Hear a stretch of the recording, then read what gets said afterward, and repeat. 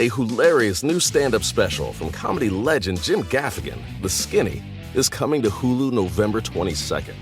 This Thanksgiving, see Jim in a whole new light as he gives you the inside scoop on everything from parenting teenagers to weight loss and gaslighting family members.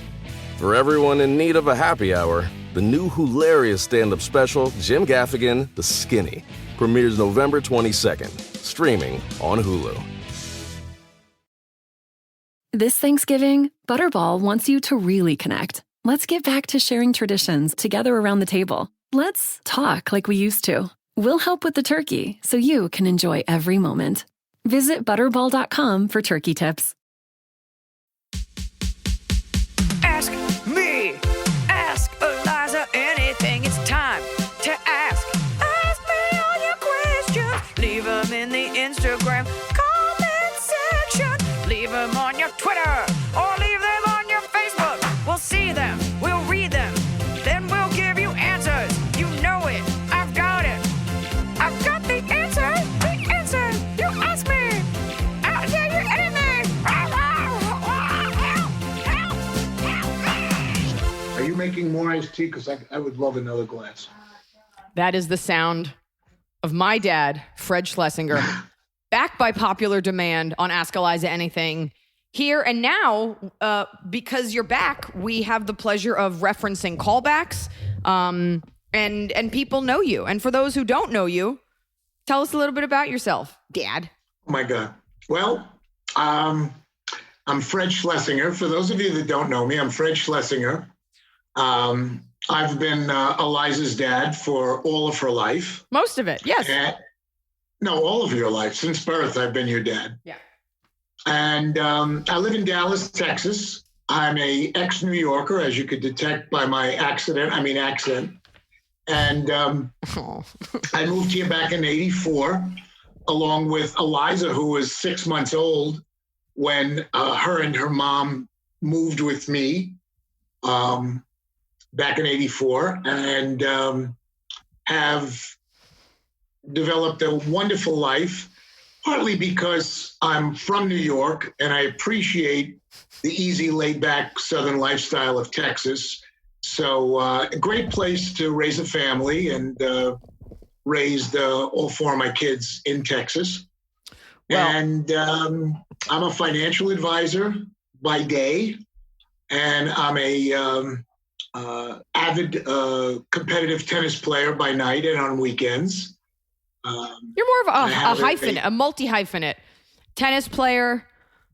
Musician, home chef. Recently acquired the home chef title due to the pandemic. I've been cooking and creating amazing recipes and cooking on my grill and even, in my oven, and have really developed a love for cooking. And continue to develop a talent for cooking because I'm not where I want to be. But well, let's hold on. All right, let's get into the questions because yes. People are very excited to have you back from last time, and they know that you are. I mean, you were big into going out to restaurants. A lot of opinions on food. Everything _in_chaos.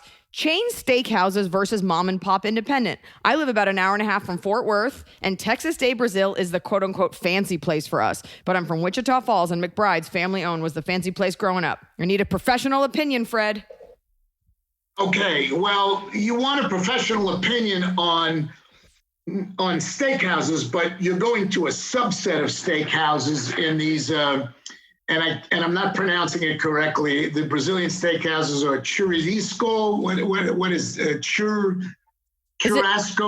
Is it churrascaria? I don't know. I just know Fogo de Chao. It might be Jurassic Park. I'm not really sure, but it's something with a CH. But the problem I have with the Texas Day Brazils, and we have a few of them, actually many of them in the DFW Metroplex and probably nationally, is they keep bringing around the different cuts of meat, but if you notice, they keep bringing around. Yes. What? Yes, I know what you're going to say. They bring around like the liver And they're like, more liver? Frequently, right, the flake board of meat, like the crappiest cuts of meat. And they go, would you like some more? And you got to turn over your little disc from red to green, which means that you're still hungry, that the 42 pounds of meat you have is just not quite enough to fill you up. But when you say to them, you know what, I'm waiting for the filet mignon cut, they go on a break. I mean, you can't find the filet. Yeah. It's and there's a name for it. They give it some stupid name like, but it's like the tilapia of meat. It's the worst, shittiest cut. And that's what they try to force on you. And they try to so they can make money. Bar. Yeah, otherwise you're paying $70 and eating $500 worth of prime beef. Right. So it's just so overpriced and overrated.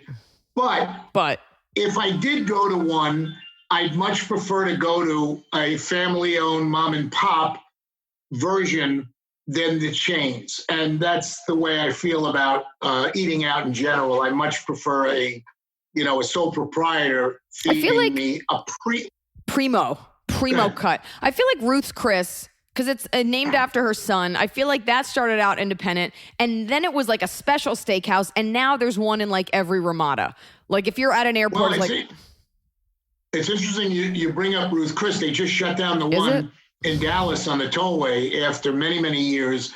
The problem I have with Ruth Chris is they cook all the steaks in heavy butter, and while it tastes amazing, that's no problem. I can't eat any butter. You know who does that too? Peter Luger. And the first time I went, it was so tasty. And then we were in New York shooting the sketch show the day the Pete Wells New York Times review came out that panned it. And we happened to have a reservation for that night. And we went, and it was more crowded than ever because people came out to support it. Not my favorite steak dinner, but one time I brought Blanche there and the bartender kissed her on the mouth. And I thought that was very special. More meat questions. No. The other restaurant in New York, or actually in Brooklyn, which is where Peter Luger's is the Old Homestead. And it's actually on Long Island in the Miracle Mile, Manhasset area. And that is truly, it's funny. I'm going to talk about on my bottom of the cob about restaurants. Don't give it away, and we will move on now. This show is sponsored by BetterHelp. I know being thankful is on everyone's minds, and with thankfulness comes gratitude, a concept that honestly really bothers me. I'm tired of thanking everyone else. You know who deserves a thank you? Me. You deserve a thank you. When's the last time you thanked yourself? Sometimes it's hard to remind ourselves that we are doing the absolute best we can. So here I am reminding you to send some thanks to the people in your life, but mostly send some thanks to yourself. And a great way to do that is with therapy. If you're thinking of starting therapy, give BetterHelp a try. It's entirely online. It's designed to be convenient, flexible, and it's suited to your schedule. Just fill out a brief questionnaire and you get matched with a licensed therapist, and you can switch therapists at any time, no additional charge. You don't have to travel anywhere. They take the hassle out of finding that perfect therapist. Let the gratitude flow with BetterHelp. Visit betterhelp.com/Iliza today to get 10% off your first month. That's BetterHelp, HELP.com/Iliza. Fall has fallen. Winter is on its way. The days are shorter. But just because, they feel shorter.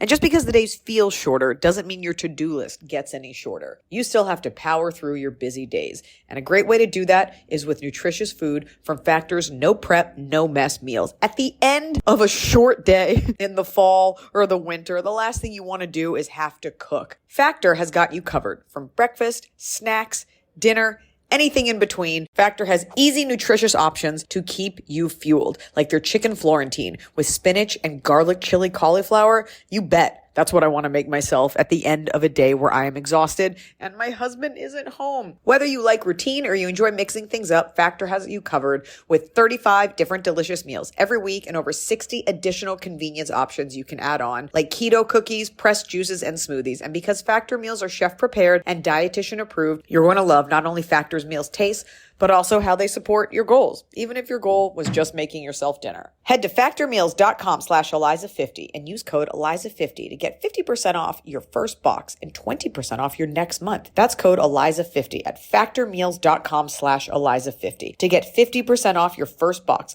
plus 20% off your next month while your subscription is active. The holidays are here. And for a lot of us, the holidays mean decorating, hosting, celebrating. For me, it means a lot of traveling. And nothing feels better year-round, but especially during the cozy holidays, than a restful night's sleep in soft, luxurious sheets. Boll & Branch's signature sheets are made with the finest 100% organic cotton, and they get softer with every single wash. You already know that I got Boll & Branch this summer when I needed breathable sheets to sleep in, but this holiday season, I'm actually gifting some of my friends and family Boll & Branch's Ultimate Softness Bundle. I get to choose a signature hem sheet set in any color, a signature hem pillow set, and a waffle bed blanket. And they're all getting juniper because I think it's a classy color. This way, you know you have something nice to sleep on when you visit. It's the perfect gift for you and them.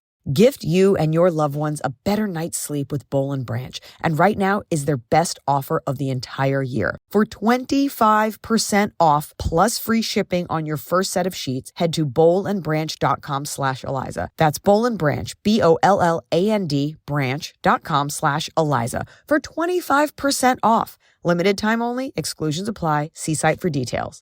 Okay. I won't give it away. I'll never give it away. Speaking of New York, Millarded, I think the ink cut off here, Millarded, says, Fred, what do you think is going to become of New York City? Will it ever be the same?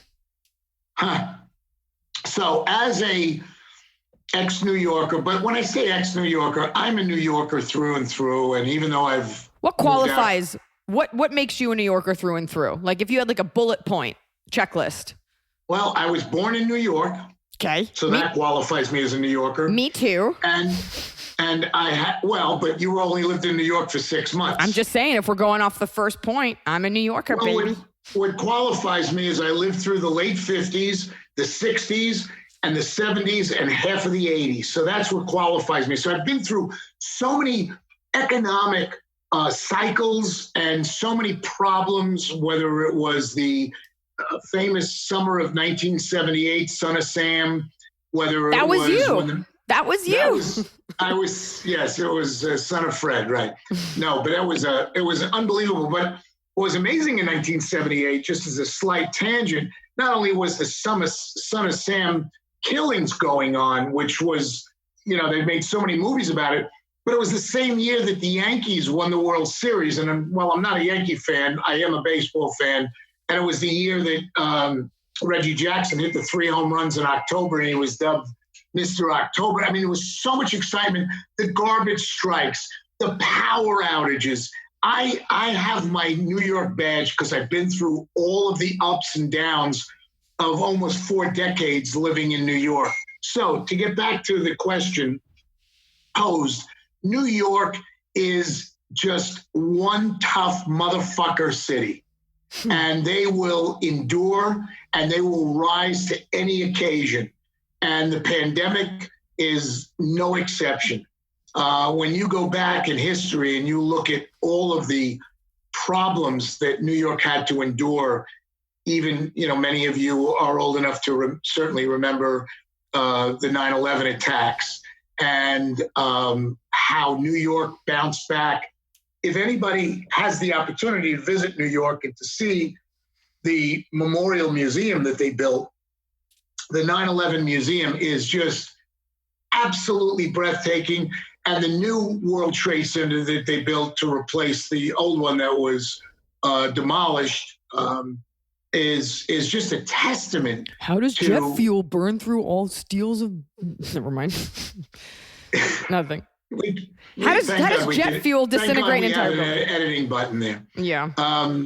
But if you get a chance, and I also would throw in a great city like Chicago that is incredibly resilient because they too have been through. They seem fine. They seem fine. They're doing great. They're Midwest and they have a big smile. But Chicago's like New York in the palm of your hand. It's just a smaller version. And the people are wonderful, as are New Yorkers. New Yorkers are an acquired taste. So if you've never met a New Yorker, just take a deep breath and you'll realize how real and true New Yorkers are. because they tell it like it is. And a lot of people down south don't like to hear the truth. You know, I think I'm a New Yorker because I tell it like it is, and it's rarely with any malintent. And it's not that there's no filter. And I always appreciate when I do business, I always get more done in New York. LA is very like, well, we don't want to hurt anyone's feelings. We're all so excited. Everyone's gutless. Everyone's spineless. Everyone's just taking it easy. New York is go, go, go. And that's how I like to live my life, which is why I'm currently banging my head against a wall. But speaking of New York.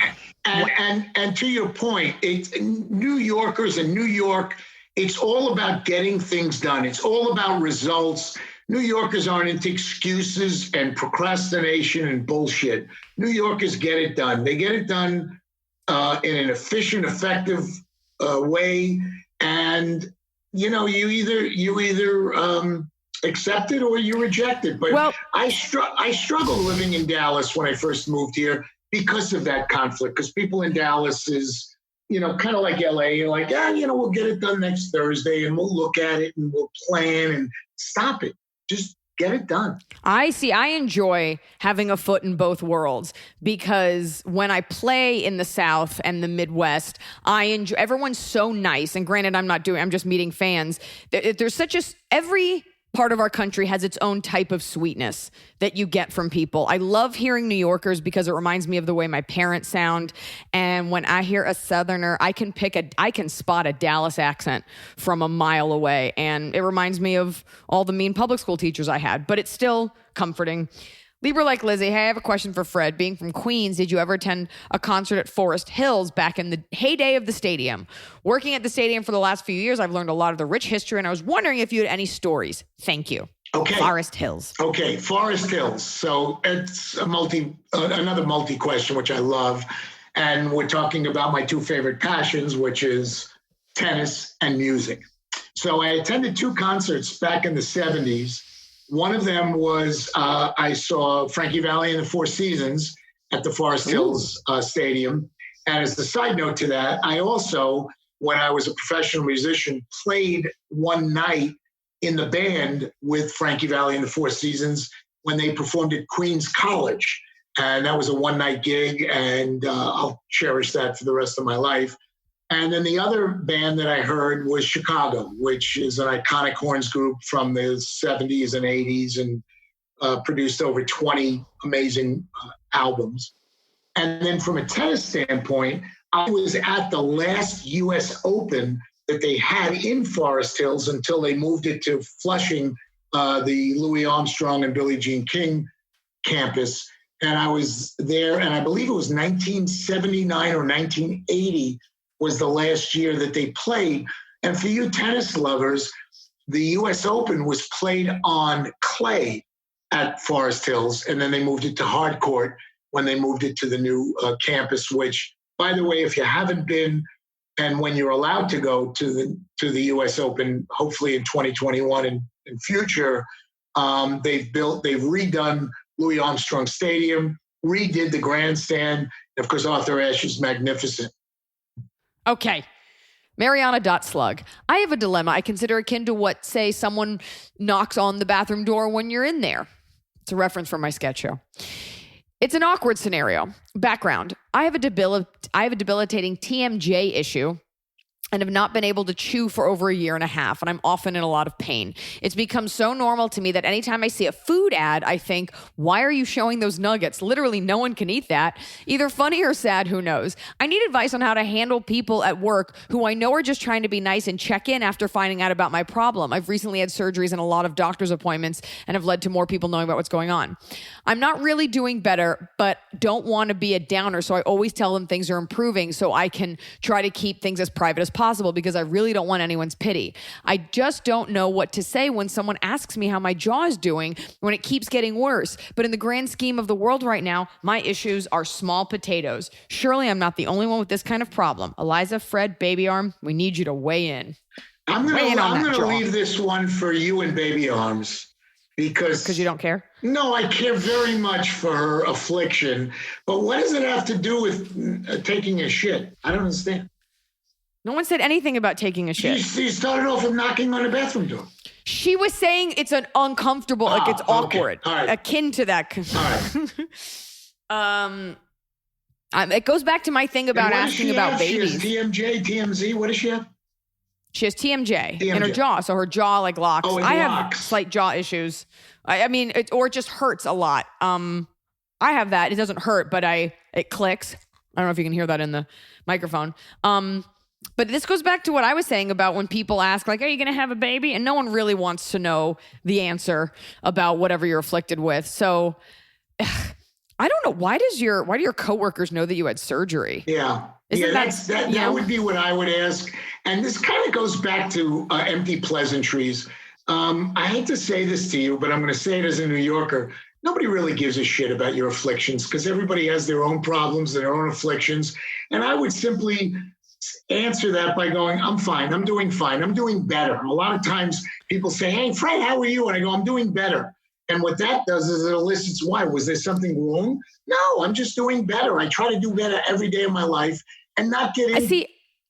I think there's a version where the tone makes it clear that you don't want to talk about it. Yep.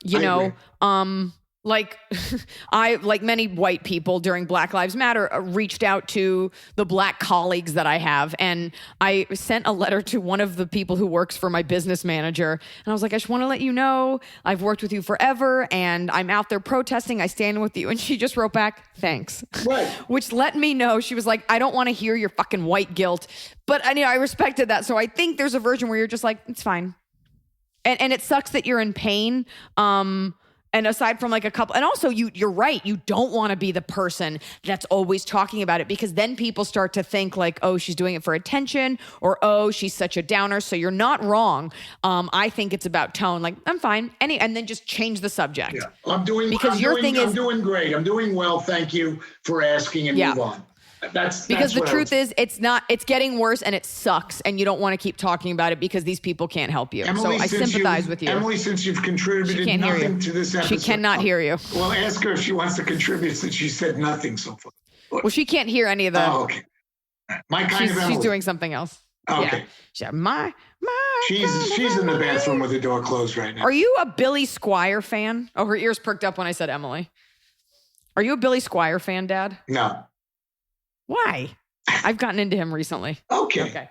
Jenna Lucas, 16. Yes. I was just thinking of Fred when I was in the office. So this is speaking of pleasantries. When I was in the office and people walk by and give the pretend smile. What does he call those again?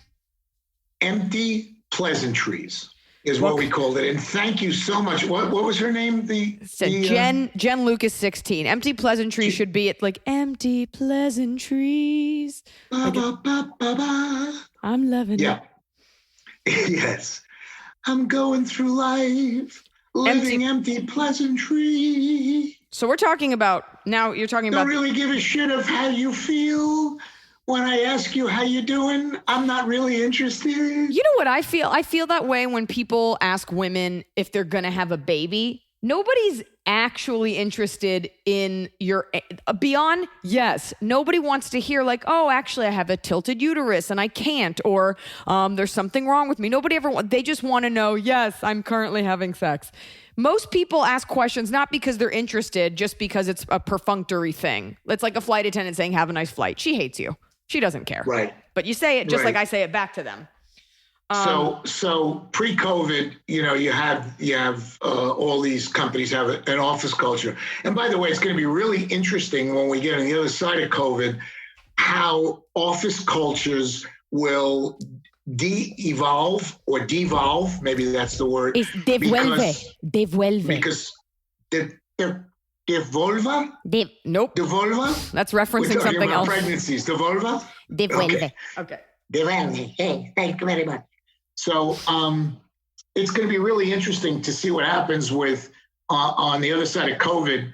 I've been talking to a lot of my business associates about the landscape of commercial real estate and the landscape of corporate culture, because we're not now physically interfacing. Yes, we have Zoom and we have Microsoft Teams, blah, blah, blah. But it's not the same as that physical encounter with each other. And I really think you're going to see subliminally companies' cultures devolving. And I think ultimately you're going to see a lot of us going back to going to the office. Right now it's a novelty and it's great. And it is wonderful to be able to sit there in your Zoom t-shirt that you haven't washed for 3 weeks. I washed this. I worked out in it. And what happened to the neck of your... I'll be honest with you. Well, the neck of your shirt... What? The neck of your shirt looks like it's trying to get away from you. I know. Is it a V-neck? There you go. Is that better? Yes, it's much better. Now I'm joking. It's the weight loss. It's all the weight loss. I blame everything on my unbelievable weight loss. That's not a weight loss. That's a stretched out neck.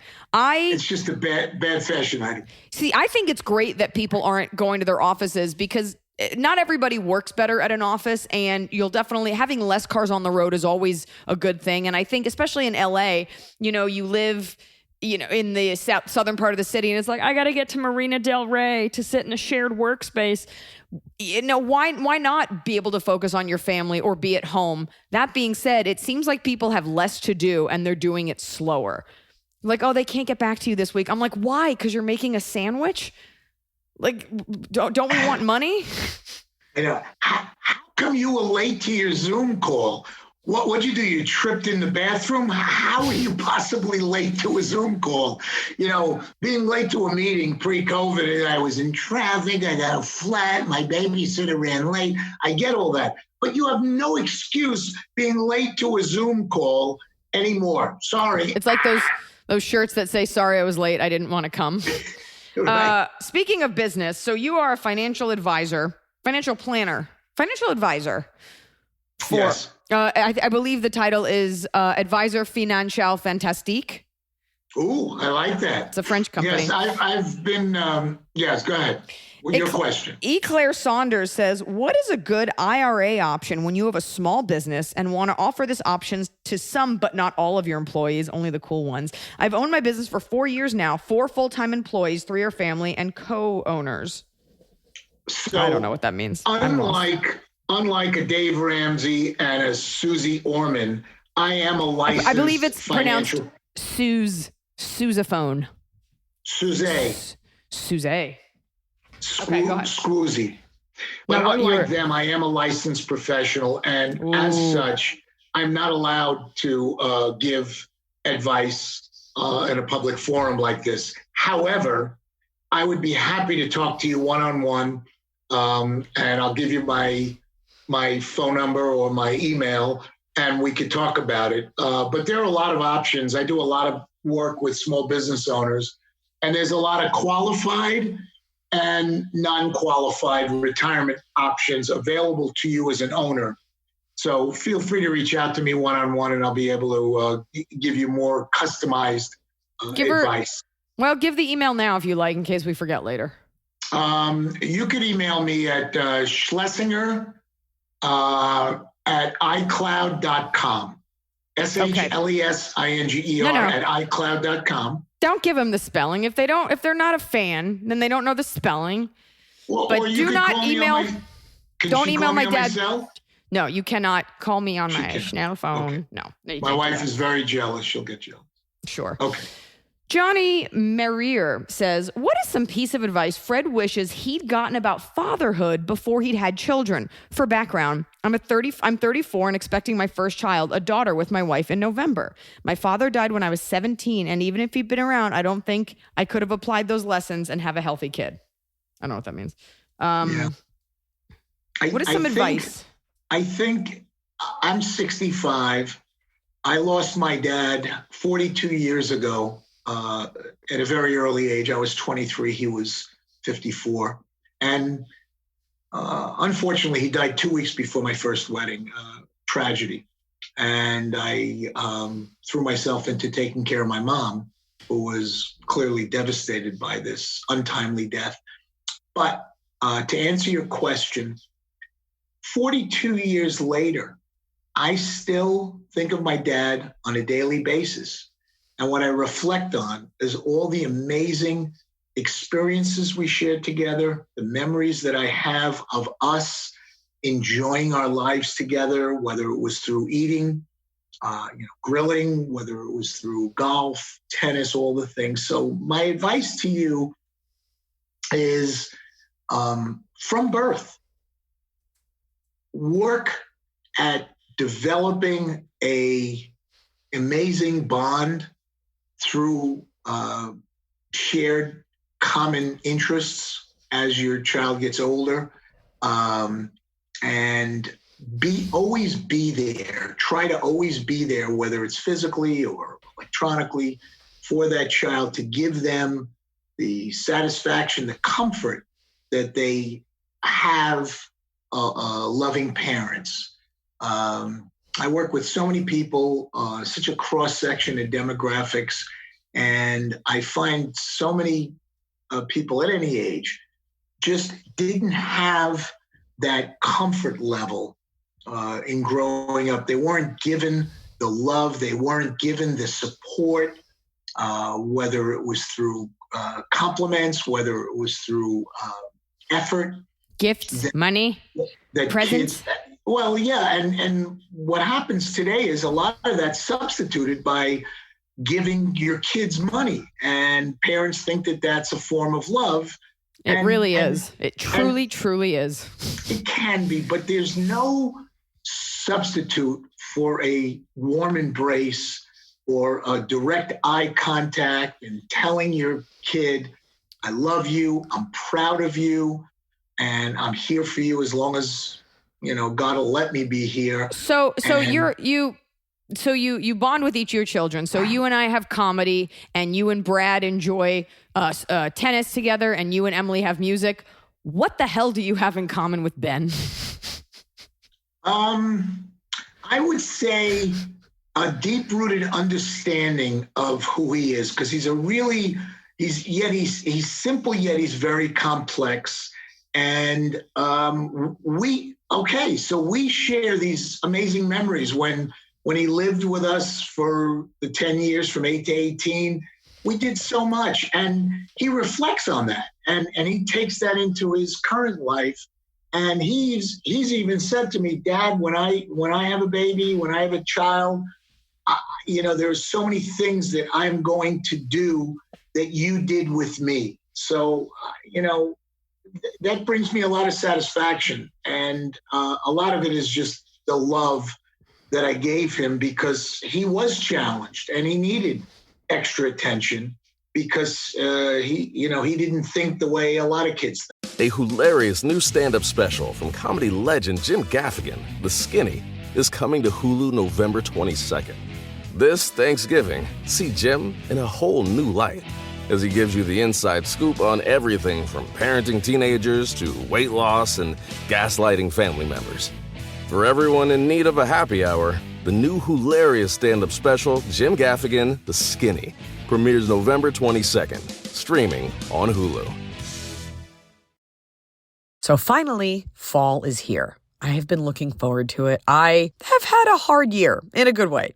I had a baby. I have been on a nonstop tour, nonstop traveling, and it's been hot. So I'm looking forward to, of course, pumpkin spice, everything, cooler weather, and slipping into a cozy sweater from Quince. I've talked about Quince before. Quince has beautiful leather jackets, cotton cardigans, soft denim, and so much more. All Quince items are priced 50 to 80% less than similar brands. Dressing expensive doesn't have to be expensive. Their clothing is beautiful, it's durable, it stands the test of time, and it's what I like to call a capsule wardrobe. I got an Italian wool cocoon coat. That's one of those, it's got like a European collar, and it covers my butt so I can walk around New York City and not be chilly. And Quince only works with factories that use safe, ethical, and responsible manufacturing practices. Get cozy in Quince's high-quality wardrobe essentials. Go to quince.com/Iliza for free shipping on your order and 365-day returns. That's QUINCE.com/Iliza to get free shipping and 365-day returns. Quince.com/Iliza. Northern Girali says, my 30-year-old female, my 30F relationship, my 30-year-old female? Yeah. But then she's like, I'm a 30-year-old female. My relationship with my dad is kind of strained. I'm living at home for financial reasons, and it's tough. He's very unemotional and quiet, mostly sits alone and watches Netflix with headphones or reads and ignores my mom and I. I want to have a better relationship and connect more with him and have meaningful conversations. What's your advice on trying to connect with my dad? So is she living with her dad? Yes. I mean, do you get that? She says, I'm living at She says, I'm living at home for financial reasons. She's a 30F. Okay. So Nice bra size. There could be an underlying rift Tension. there. Yeah. Tension. Good That's word. what I thought. And he is manifesting this possibly disappointment or tension or stress by saying, look, it's enough that I let you live here. I don't have to deal with you. Okay, so I'm doing you a favor. I'm your father. I love you, but that's where it ends. But the sooner you can get yourself a fucking job, the better off we'll all be. So I think that there could be maybe some tension there. I'm kidding around, and I shouldn't be. Why? It's a podcast. It's a comedy podcast. It may be true. But if I'm her, the questionnaire, I would be relentless in piercing that veil that her father has created by just keep on working it and keep Oh my God, on. that might be his biggest nightmare. Like, hey dad, dad. It could be, but what he wants, what I'm getting from this is he wants nothing to do with her, and he feels obligated because he's her parent, her father in this case. And so he's doing the best he can. And he's saying, but other than that, leave me alone. And you have to just make sure that you constantly are telling him how much you appreciate what he's doing and what you're working on so that you can move out, to give him hope of getting rid of you physically. And just keep on working on your relationship. Don't give up. Don't give up. You get one father, you get one mother in this life.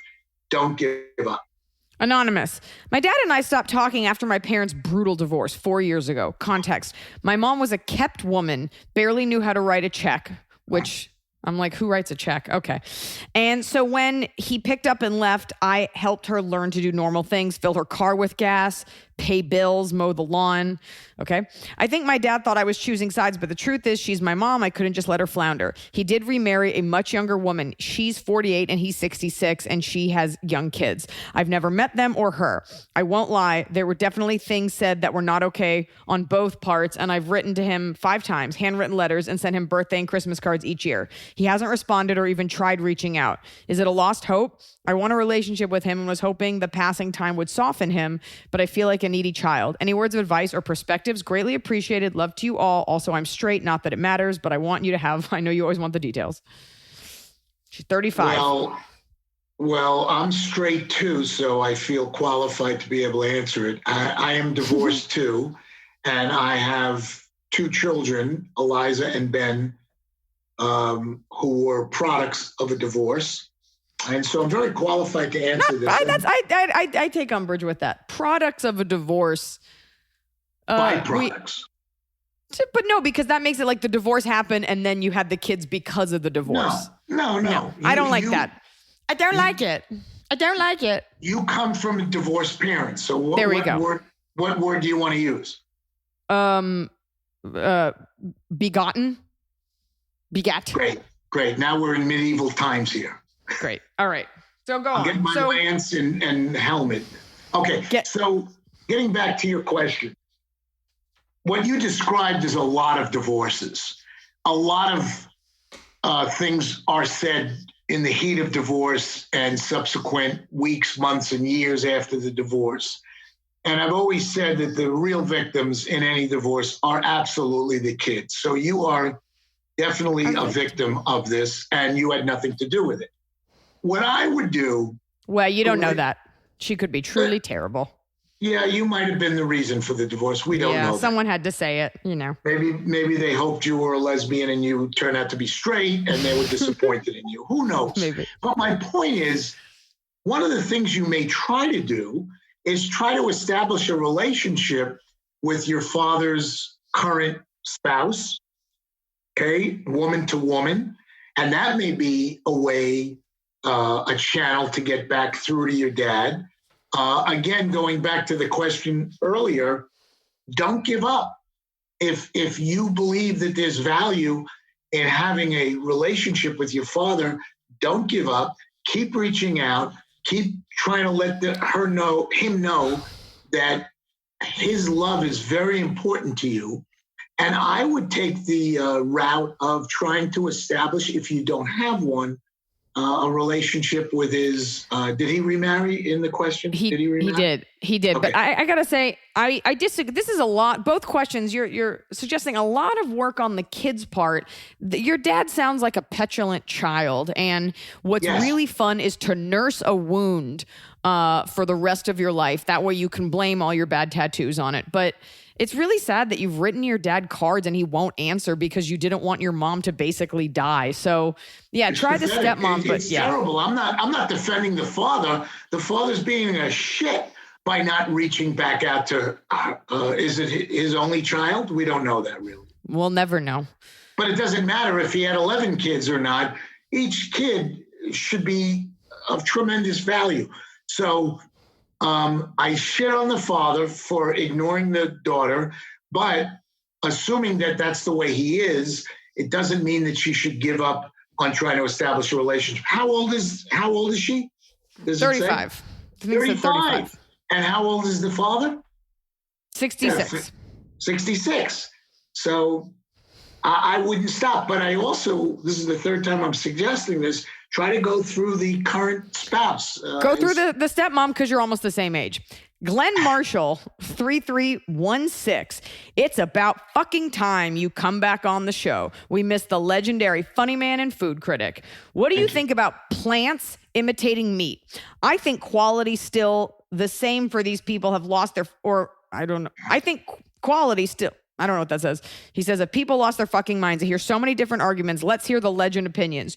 Do you feel getting the same tasting meat now that restaurants are, or do you feel you're getting the same tasting meat now that restaurants are doing pickup, or are they just warming it up for you to eat? Not getting that room perfect temperature meal when eating at an establishment. Some of these chefs aren't putting in the love you usually get. Can you tell us one of your funny stories about Iliza or taking a dump or something crazy that happened to you eating out on the town? All right, so let's start with the plant-based meats. Yeah, how do you feel? This is like a 3-part question. Person's pumped. Being more traditional, being older than younger, meat is meat, and plants are plants. And I get the whole thing where they're trying to make a plant burger taste like meat, but It's you know tasty. what? I'm sorry. It's when I want a burger, when I want a steak, I don't want seasoned tofu. I don't want that. It's bullshit. But Have you had a Beyond Burger? I have tried it. Have you had an and Impossible Burger? I've tried one of those. I don't know what they Yeah, call I don't it. know either. I don't know But the it's difference. like eating fucking chalk. I hated it. I spit Really? it out. And Tasty. it's not tasty. What you're It's tasting is all the flavoring. You're not tasting the meat. Meat has a taste unto itself. Fred and Shlesinger, taste the meat. Feel the Be meat, taste the- No, be be the the meat. meat. Be the meat. But you could talk to your wonderful world-class chef husband, and he'll tell you that a fine cut of meat, all it needs is a little kosher salt and pepper and maybe a little olive oil, and that's it. And let the taste of the meat come through. If you want the taste of this fake meat, faux burger, that's what I call it for all of you that know what the word faux means, you got to doctor it up with all kinds of seasonings and spices. And I get that people are vegetarians and vegans and schmegans, and I get all that. It's fine. But the question is meat versus fake meat. And there is no substitute. It's like having sex with a condom. It's I'm sorry. It's like Wait. Having sex, like making love to the condom? no, making love with a condom versus making love au natural. Is that what you call it? Al natural? Well, I could call it other things, but I don't want to be shut down. So, Okay. you know the difference. The difference is real versus fake. And meat is meat. And I am stoic on this point. And this caller, this fan is now pissing me off because I was going to have a delicious 80-20 burger for lunch, and now I'm too upset to eat. Well, the other question, and I think this one, do you feel you're getting the same tasting meal now that restaurants are doing pickup, or are they just warming it up? No. There's no way. Yeah, I No. agree. Most food, there's very few foods, and I know this because of Noah, that travel well. Correct. Pizza's I agree one. 100% with your wonderful husband. And most foods don't travel well. And you know what? During this pandemic, my wife and I have been eating out and only been eating out on patios and really adhering to the CDC guidelines and everything, but enjoying some wonderful meals. And we frequent a wonderful new restaurant, which is called Craftway Kitchens. It's up on Preston, Spring Creek and Parker area. Used to be the old Zazikis for those of you that live in Dallas. And I highly recommend that you eat there. The owner's name is Mike Hutchinson. And we actually have become good friends. And we talked about, dining in versus taking out. And I think that these food service businesses are doing the best that they can. But when that food comes, like I don't think, and I don't eat Mexican food, but I don't think Mexican food travels well. I don't think any foods that require a sauce travels well. I don't think barbecue travels well, but barbecue does travel well. Pasta does not. I only know that. Not. Pasta does because not. There's a short shelf life on pasta, and you got to eat it while it's fresh. Dad, I would be remiss if I didn't say this. I think even people eating out on patios, I think you're kidding yourselves. I drive through Hollywood, Los Angeles, which has been, to say devastated by COVID-19, most of us don't see the effects of it in the poor neighborhoods, but I see people sitting on patios and they're like, well, I've got a scrim between me and the thing. You're so near other people. And I think people's cavalier attitude toward this is why my career disappeared. So I'm just saying, and I mean, 12 feet apart on a patio, maybe, but they pack them in here in LA. And I want to take a megaphone and drive by and be like, you're the reason my career is gone. You selfish. Well, I have to tell you that the restaurants that we're frequenting, and we're not frequenting that many, there's 2 or 3 that we found, and we are amply distanced. We're easily 6 to 8 feet away from the next table. And you know what? My heart goes out to all these independent restaurant owners, not the chains. I'm not really concerned about the large chains. Talking about the mom and pop, independently owned restaurants that pre-COVID were getting by month to month. And they've been devastated on many levels, not only with the lack of traffic, obviously, but a lot of service. And I don't want to tip off my bottom of the cob, but I'll talk about that. Save it. Save that cob.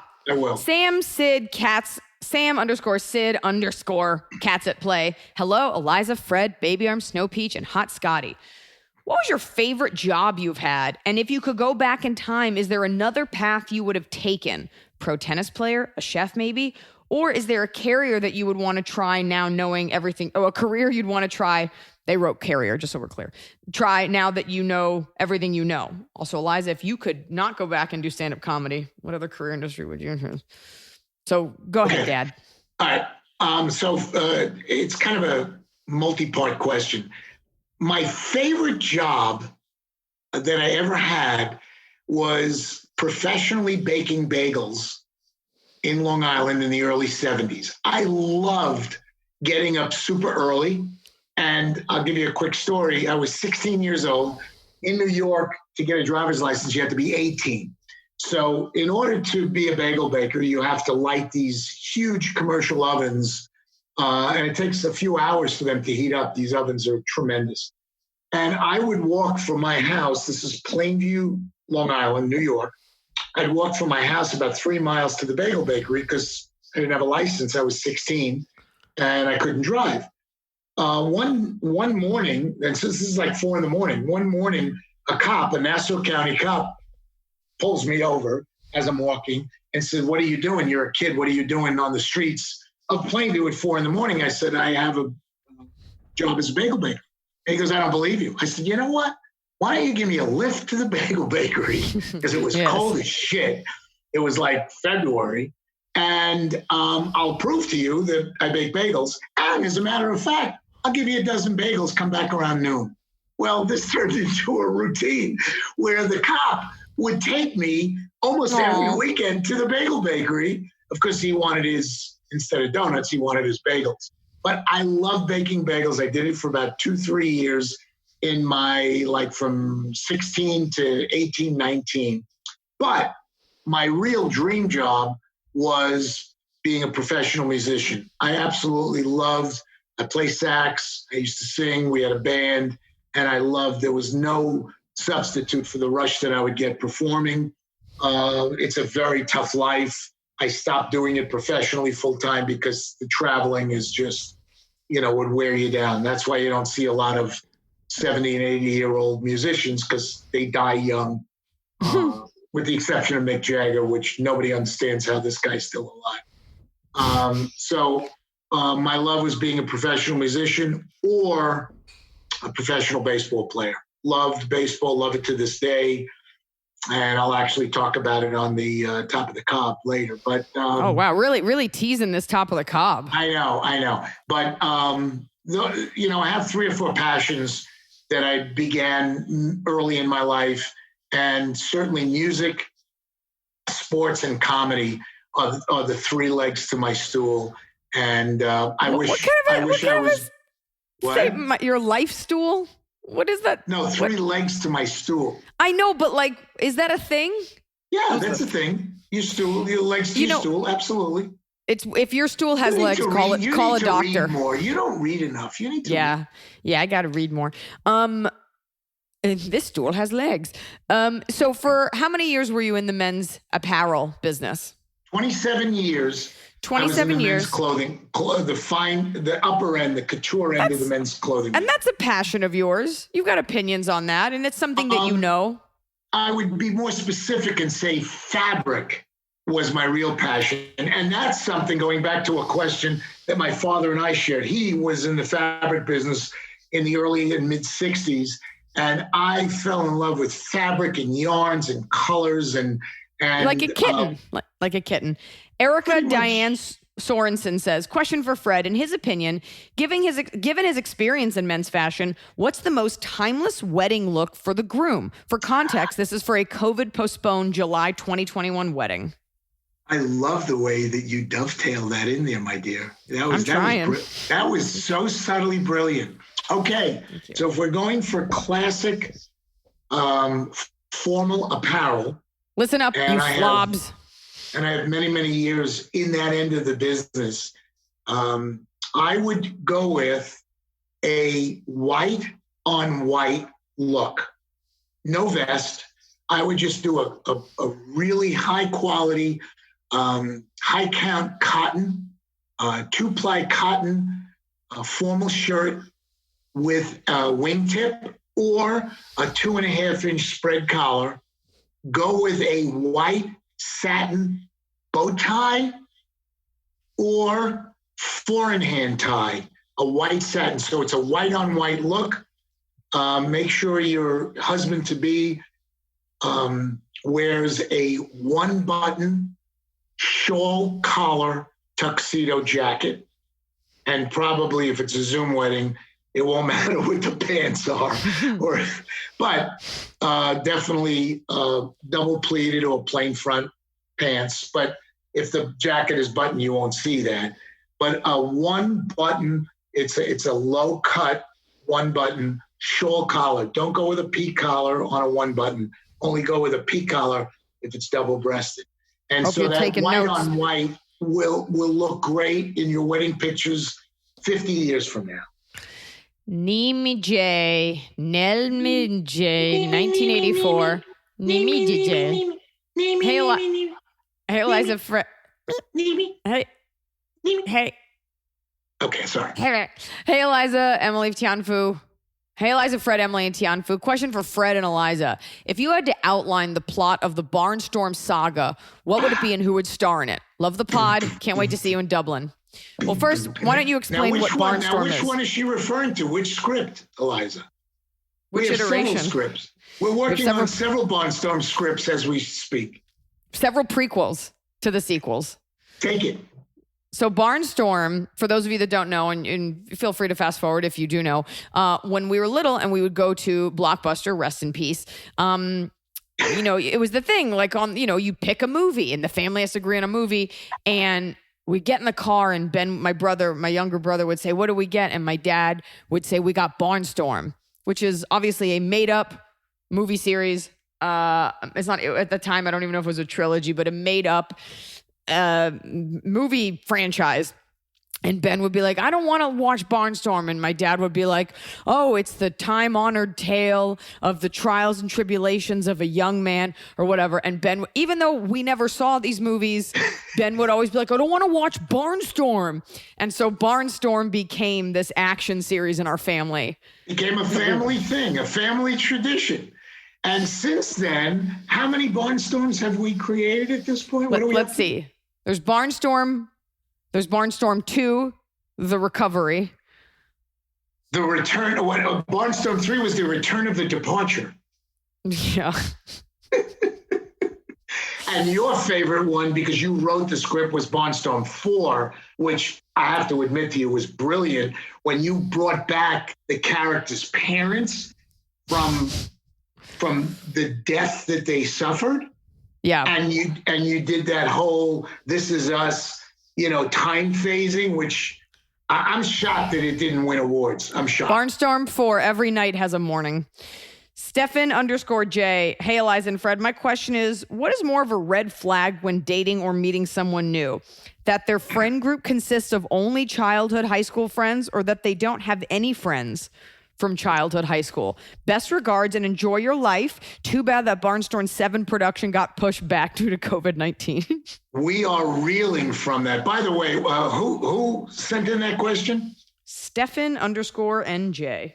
Stefan, by the way, of all the questions that we read and culled down, this was one of my favorite ones. I'm really glad that you sent in this question. So, to answer your question, people are divided into three types of people. There are people that live in the past, and I'll give you an example of that. There are people that live in the present. Momentous. And then there are people, what? The momentous. Very good. Great word. Love that word. And there are people that live in the future. So the people who live in the past said, "Oh my God, when I went to UT," and they're 47 now. And all they do is keep talking about their college experiences. These are people who live in the past. Well, remember the first job we had, with Dunkin' Donuts, and that was 30 years ago. Then there are people who are able to live in the present, which we call momentous. And then there are people who live in the future. And the telltale signs of people who live in the future are, one of these days when I get blah, blah, blah, blah, blah. So going back to your question about friends, I think that there's something wrong with people that you're dating, people that you're meeting to develop a romantic relationship that only have old friends. I met them in high school, I met them in college, I met them on my first job, and they don't have any contemporary friends. I think, what was the other category? What was the other category of friends? Oh, it was what's worse, people that only have friends from when they're younger, or people who have no friends from that? Okay. So what's worse is people that have no friends. I'll give some points to people that have old friends. But the perfect situation, the perfect storm for you in dating are people that have kept with old friends and kept in touch with them and developed a deep lifetime relationship, and friends that they picked up along the way as they matured, as they moved on with their career. So that would be the perfect storm. But stay away from people that have no friends, because that's a given. That was the question. No. They're saying no friends from when they're younger. Meaning like they're a drifter, and they move to a town. They're like, yeah, because it's weird to not have any friends when you're younger. And I'll tell you why, because that means the person is lying about their identity and something's weird. And you have personal experience about all that. I do. And I'm just saying it's like when you're dating. I remember one time I went on a date with a guy and we were hanging out like super late night and I freaked out and we were like kissing and he was like, what? And I was like, we don't have any Facebook friends in common. And he was like, okay. And I was like, I don't know you. Like, you want to have a link, someone that validates, like, oh yeah, I went to school with this person. They didn't just materialize. They're not a lizard person. Some sort of recourse. You want insurance that the person is a human. But if something happens, you need ties. You need to know that this person had roots somewhere. It's kind of like the whole premise of Don Draper. Like, Betty Draper married him, but like, didn't know anyone from his past. And look what happened. He ended up being super hot and then she got fat and died of cancer. So there's that. There's a creepy effect. But it also depends on the age. So do we know how old this fan is, roughly? I don't know. Okay. So I agree with you, Iliza. If somebody's in their 20s, 30s, early 40s, and they have no friends from, their previous life, that's a red flag. But, if somebody in their 50s or 60s, which I don't think that this fan is, friends probably, they could be dead. People die and move on. All right, here's a question I know that you've been wanting, and I'm just going to kind of zone out, unhinge my jaw, and eat a nectarine while you answer it. Regal Beagle 78. Hey, gang. Fred, how bummed are you that you cannot go to the U.S. Open this year? First time since 2002 that I won't be there. What are you going to do instead? Regal Beagle, I love you. We communicate, or we used to communicate. I do want to bring up the fact that I got hacked on my Instagram account, and I have not been on Instagram for the better part of 6 weeks because some scumbag hacked into my account, and it really bothers me. But before I got hacked, I would communicate back and forth with a couple of your fans that do have a true love for tennis as I do. And so I'm devastated on many levels because of COVID, but on this particular point that I can't return back to New York and enjoy my Chinese and my Italian and my bagels and the world-class tennis that the U.S. Open experience has to offer. But I am seeking solace in the fact that the U.S. Open will be what's the word? Will reinstated. Be on. Be on for it's 2 weeks from now because the Western and Southern is on the 22nd, and then they're going to have the U.S. Open. Obviously, so it's on. People just can't go, like basketball. No spectator, like every sport. There's no spectators you allowed. would think tennis would be the easiest because it's just two people, and they're already so far apart. So it should be fine. But you're dealing with spectators, and you're dealing with taking temperature of 20,000 people in a No. I'm stadium. saying just to have the players play. There's no close contact. Actually, golf was the first professional sport that commenced during COVID, and then tennis and Regal Beagle. Well, what? That's more. I think that's more because of the type of person who plays golf. I don't see as the kind of person that cares about a mask. The guys that golf are like, I'm just going to go out there. It's an individual sport, and it was easy to keep the spectators away. I understand that. But for those of you that love golf, they were thrilled to have it back. So it was golf first, then tennis, then baseball, and of course now we have basketball as well. But in these bubble events, oh, shocker! A bunch of fat white Southern guys in plaid pants didn't care about the virus. I know it's an individual sport. I'm just correlating the demographic that enjoys that particular sport with the types of people who tend to not care about this disease. According to Michael Jordan, who is a pretty damn good athlete, he believes golf is the greatest sport ever. So don't put golf down. Wendy Sparks 70, Borg or McEnroe?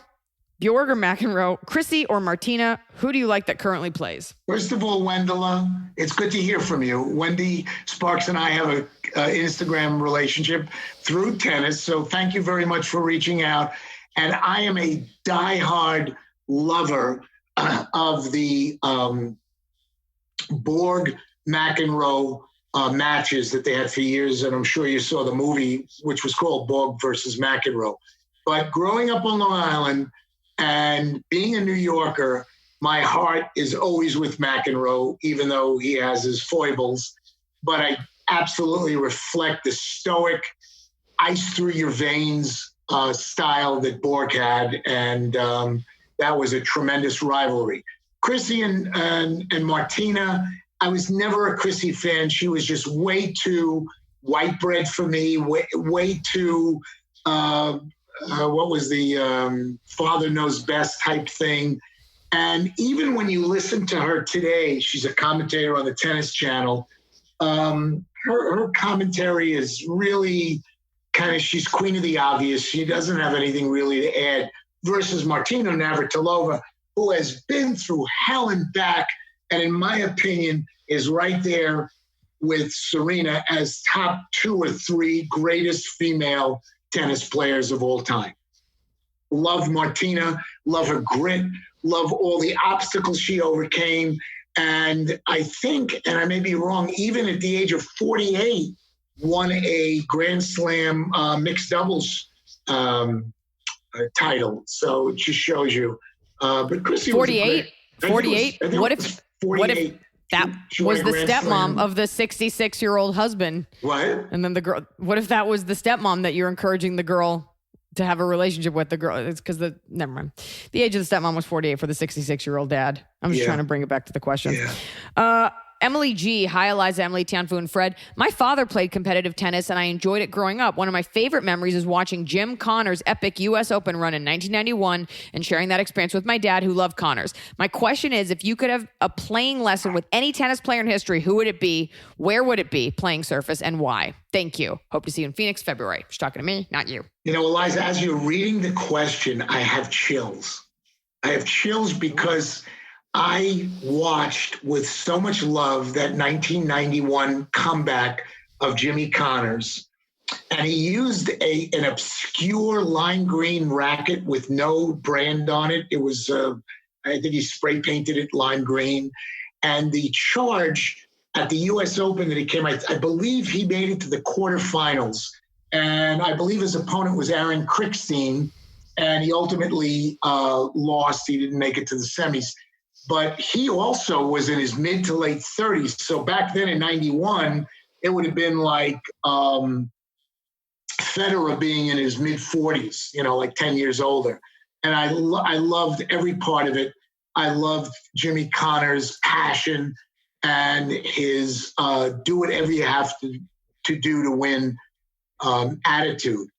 If I were to take a lesson, or if I had the luxury of hitting with one iconic tennis pro, it would probably have been Rene Lacoste.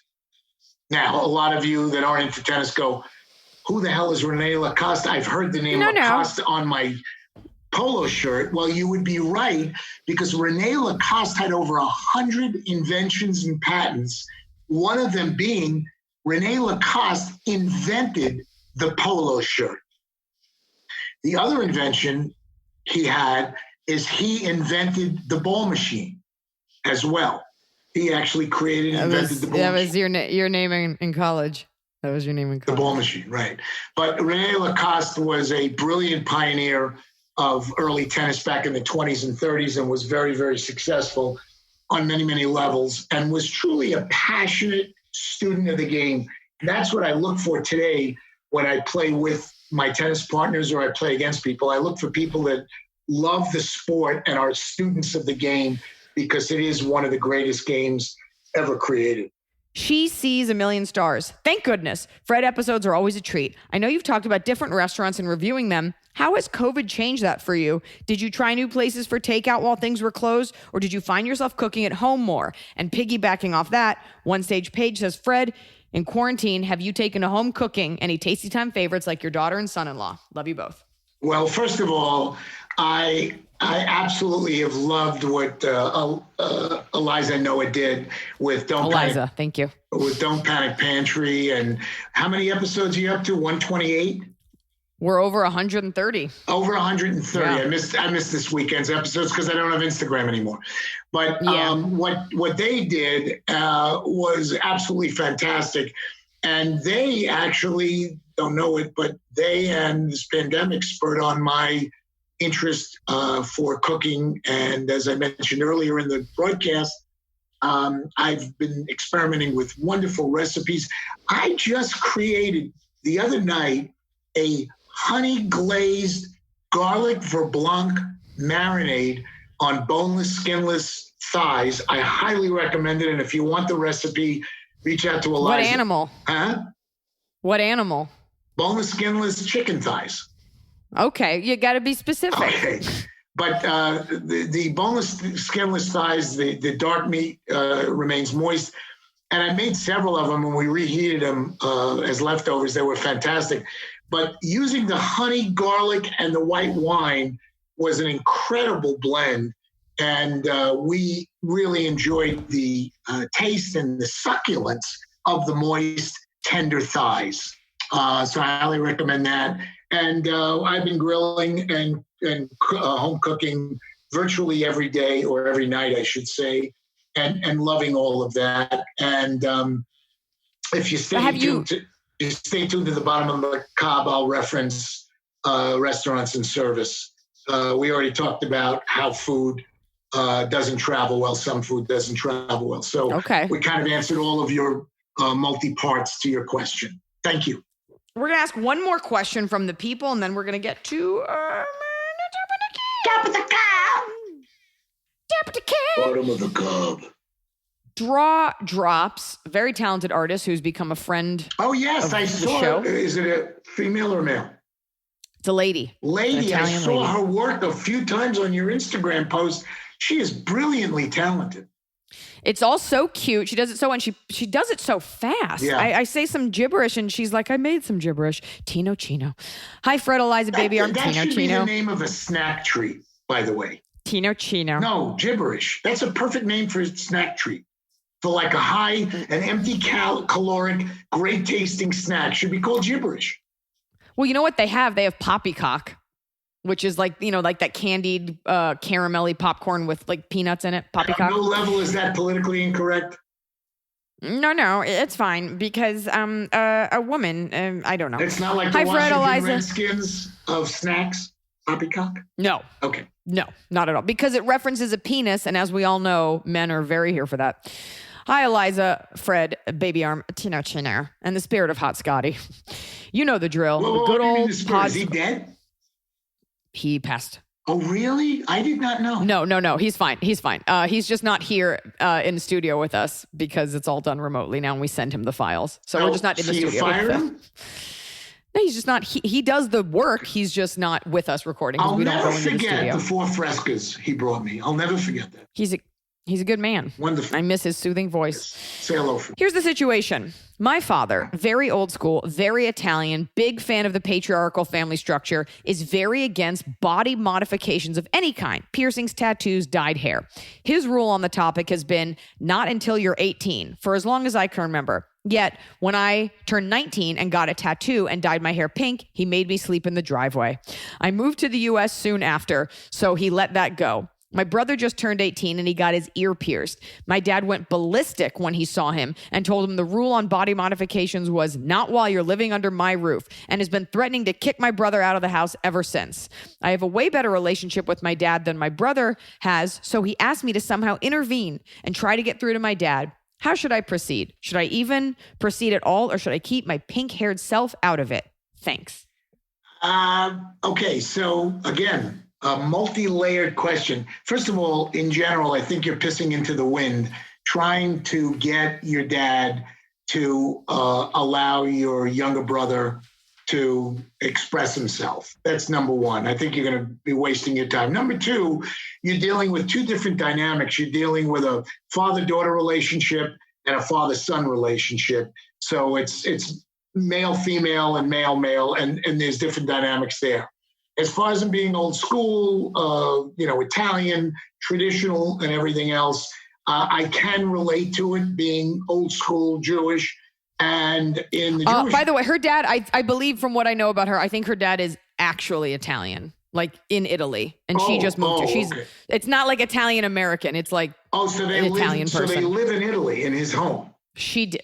Yes, I think that's true. Okay. And then she moved here. But he's Italian. So what's interesting in the Jewish religion, it's against Jewish law to adorn your body with anything artificial. In other words, if it's not God's work, meaning a tattoo. And the other, Well, that's unfortunate because we love nose jobs. So although it isn't adorning because it's not something else. But that's interesting that you equate nose jobs to tattoos. That's very interesting. To a modification, anyway. Yeah, but That's all. Tattoos. Okay, go ahead. Okay, so the son with the nose ring. Did you say? He just got an ear pierced. Yeah, the ear pierced. So I would explain to the dad. So if I'm the daughter, I'd say, Dad, it's ear piercing, and that could easily go away and be removed. The tattoo thing is permanent, although I know today there's technology where you can remove tattoos, but I'm told it's extremely painful. So he has a point where he comes from. As long as you're living in my house, you'll follow my rules. And he's entitled to that. So the son can move out and, and become a wall of graffiti if he wants to. But as long as he's living in his father's house and probably not paying any rent, he has to adhere to those rules.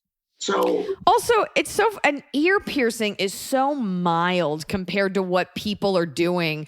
So it's an act of rebellion, but it's so small. It's almost like with what you could be doing. I guess he's lucky the son only wants a teeny lobe pierced. It's so. I think the daughter should bring that up. She goes, Dad, what is an ear piercing compared to having his penis removed? I mean, it's nothing. Totally removed. It's not. Well, totally no. Removed. When you go through those sex change operations, you have your penis removed. Or, I mean, what if he was a transgender? He wanted to go through that. I mean, thank God it's just his ear being pierced. Stop it, Dad. It's 2020, and make some sauce and leave me alone. It's time for Top of the Cab. It's the top of the cob.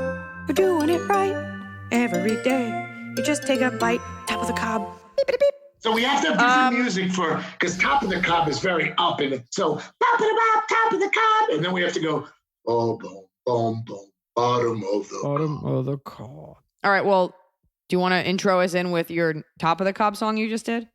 Top of the cob, top of the bee, top of the bee. My Top of the Cob, having just done it, is a HIIT workout. High intensity interval training.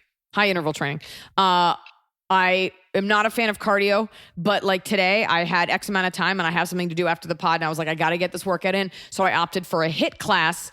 I did it in 20 minutes. It gets your heart going and then it drops it back down. Heart going, drops it back down. And that's really the best way to burn calories. Keep burning calories throughout the day. It's a great way to just get it done. And I love a good, quick HIIT class. So that's what I just came from. And my body is buzzing. And I feel really good. You can see me right now. I'm very sweaty. Yeah, I don't look look amazing. Great. No, you're so healthy and so fresh and vibrant. You look great. Thank you. So it's a HIIT workout. And what is your Top of the Cab? Top of the Cob. Actually, what's interesting, and this is my fifth appearance on your podcast. The previous 4, I had 2 separate top and bottom of the cobs.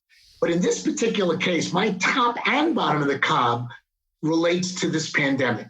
And I think it's very timely. So my top of the cob relating to the pandemic is because of this pandemic, my wife and I have fallen back in love with our home because we were in the process of selling our home and moving into a high-rise apartment down by the Galleria area. Because of the pandemic, we've decided not to. And we've now put money into remodeling and updating and in the process of putting in a new kitchen on the patio to continue to grill and cook. And that's the top of the cob related to the pandemic. There's a lot of good that is unfortunately, that'll be coming out of it. So we have developed a newfound love for our home, and we love it even more. And that's my top of the cob. Now, I love that. No. Okay. Can I introduce the bottom of the cup? Kick it. Or no? Or do you have more to add to that? No. I'm a one hit cob. So here's my theme song. The bottom of the cup. You got to do it after. Feel like the Jolly my Green bottom Giant. of the cob. Oh. No, we don't own the rights. Oh, sorry. Oh, this is actually funny. Okay. Have you heard the McDonald's commercials with Brian Cox doing the voiceovers? I think they're only on Hulu. Noah and I think this is the funniest thing. So Brian Cox, who is the dad on Succession, for those of you that don't know. Yes. He does the voiceover, and it's just a commercial for an Egg McMuffin, but it's his voice. And so he's like, oh, when you scrape that bit of cheese off the paper, you know you love an Egg McMuffin. And you know the McDonald's jingle, ba-da-ba-ba-ba, like at the end? I'm loving it. So this is unrelated to the bottom of the cob. He does his voiceover, and then he sings the jingle, but he doesn't hit the right notes. Ooh. So he's like, get an Egg McMuffin, ba-da-ba-ba. And they were like, Mr. Cox, can you come back in? He's like, I'm already out of here. Yeah. Goodbye. Out of here. You Goodbye. know that he was like already on his private jet, and he was like, ba-da-ba-ba. They're like, that's the only take he'll give us. Not even knowing how he butchered the theme song. Ba-da-ba, beedly-doo, scoot-up-up. We think that's very funny. My bottom of the cob is very simple. It's unrelated to COVID.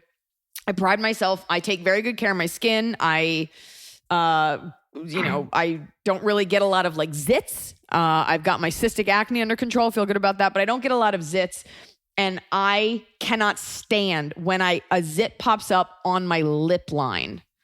It fucks up the line of your lip. It always looks like a herpes scar, and it really bothers me because you want to cover it up, and they leave these scars because it's your lip skin. I had one back in the fall, and it's like, do you walk around with a giant white head on your lip or just a red scratch thing, and it left a scar? And I have one now, and I squoze it, and I got the zit stuff out of it, but it hurts. And it's like, why the lip line? Like, why right there and not an inch onto the face?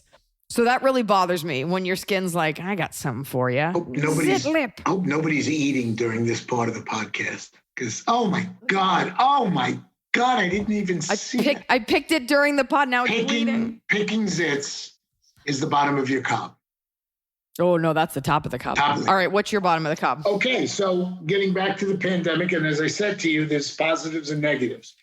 So my real one negative, I actually, and I hope this is okay, Iliza, I have a bottom of the cob, and then I'd like to introduce a new concept to your cob, is I have a hybrid cob. I have a bottom and top combined. So a middle cob, which sounds like a suburb of Massachusetts. Cablito. Cablesque. You're a Kabbalist. Kabbalah. Okay, so go ahead. Okay. Go ahead. Okay, so here's my true bottom of the cob. All of the conflicting medical information that we are receiving about anything to do with cases reporting, fatalities reporting, the laboratories that are close to creating either drugs or vaccines. There is so much bullshit going on, so much conflicting bullshit, similar to what's coming out of the White House, which is also conflicting, that it's really driving all of us as Americans crazy, because what's happened is we no longer know who and what to believe. And we've all been thrown into this disgusting pandemic, and we want to latch on to hope, to positive information that, within a few weeks we'll have a vaccine, or we'll have a drug or a cure, whatever the case may be. But it's difficult. It's difficult to have hope and be positive when we're getting all these conflicting stories from the CDC and Dr. What's his name? Fauci,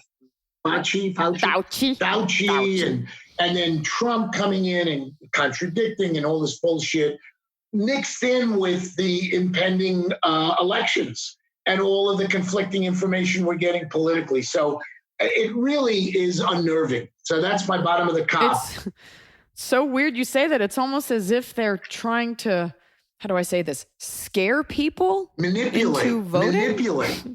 It's almost as if. Okay. Now my hybrid. I'm ready. Okay, so the bottom part of the hybrid is how sorely I've missed my sports due to the pandemic. I've missed my baseball. I've missed my golf. I've missed my tennis. But the top of the bottom of this is how brilliantly executed professional sports has been, and how sensitive they've been to the health issues And firstly, as I mentioned earlier, it was golf.